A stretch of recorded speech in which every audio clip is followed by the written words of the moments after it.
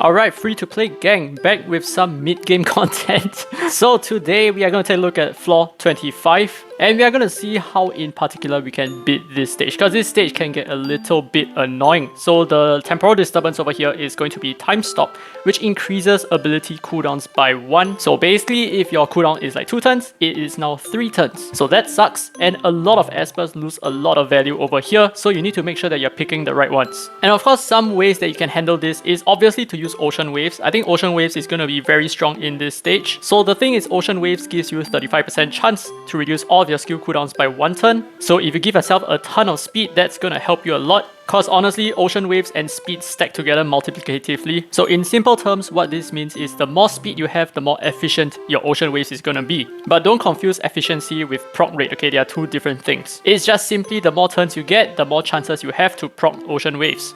Okay, so let's take a look at the potential enemies over here. There are 2 espers over here that really scare me a lot. So the first one is going to be Lucas, and the second one is going to be PRITZKER. Now this duo is extremely crazy. It is extremely disgusting. So the thing is, you do not want Lucas to stun your team, because then if PRITZKER moves next, your entire team will be on full cooldown. Okay, and I understand that some of you guys might think that me buffing at the start is going to be a mistake because Lucas is just going to strip all of it. But do take note that Lucas has a rather low chance to remove your buffs. So he only has 50% on each of the 3 hits. So basically, you need to pray very hard that Lucas fails to strip your buffs, and more importantly, your immunity buffs, because as long as he fails to strip it, then PRITZKER is not going to be able to increase your cooldowns.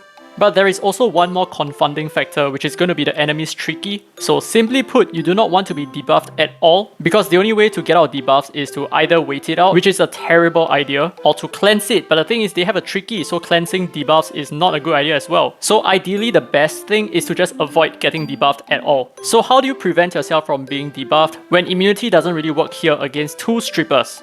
Well, this is very simple. Just bring your own counter CC. So here are some good options for you. There is Kaylee, there is Longmian, and of course you can counter pick by bringing your own Lucas, because by now you should have a Lucas as well. This is a temporal tower. And of course you can bring your own PRITZKER or Bonnie. So these 2 espers are really good in increasing the enemy's cooldowns. So as long as you steal the first turn and you increase all of their cooldowns, you are extremely good to go. Then you don't even need to worry about being debuffed at all. So I think the most ideal lineup now is going to be Longmian followed by PRITZKER. You just put these 2 together.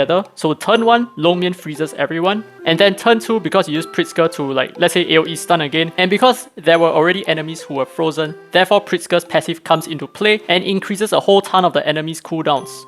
And of course, if you do not have a Longmian because he's rather rare to come by, you can always use your Lucas because he has a really good turn 1 stun. Or if for some reason you don't want to use your Lucas, you can always use Jeanne. So Jeanne is a great CC who stuns on every single one of her turns. So she has a lot of value here as well. So in terms of priority, I think the main concern here is the PRITZKER, because they are the main danger over here, okay? If they increase your cooldowns, that's going to be a huge problem. So that's why I'm working towards sniping both of them. Now, while we are doing that, I'm also taking the liberty to stun everyone else, of course except for Lucas himself, because he is a boss. But the thing is, as long as you get rid of the PRITZKERs, this is going to be very easy. Now, your immunity can be placed such that you protect yourself from like Lucas stuns or Longmian's freezes, so they are still relatively easy to handle.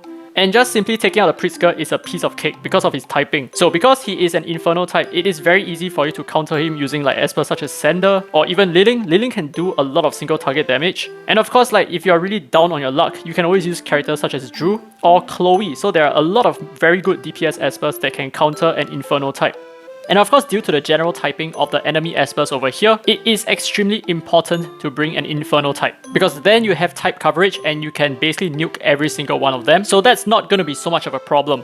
Now, of course, I took out the Tricky over here, and I did it because I felt like he is a little bit of a danger for me, because I might cleanse myself to death. So just play by ear, okay? Basically just play by ear and everything should be a-okay. So after the PRITZKERs are down, I think yes, Tricky, I think he's the next target. He is quite disturbing. And yes, I literally mean disturbing. He is quite creepy. And after that, you can either go for Longmian or Lucas. Both are fine, because at this point, you probably already won it anyway.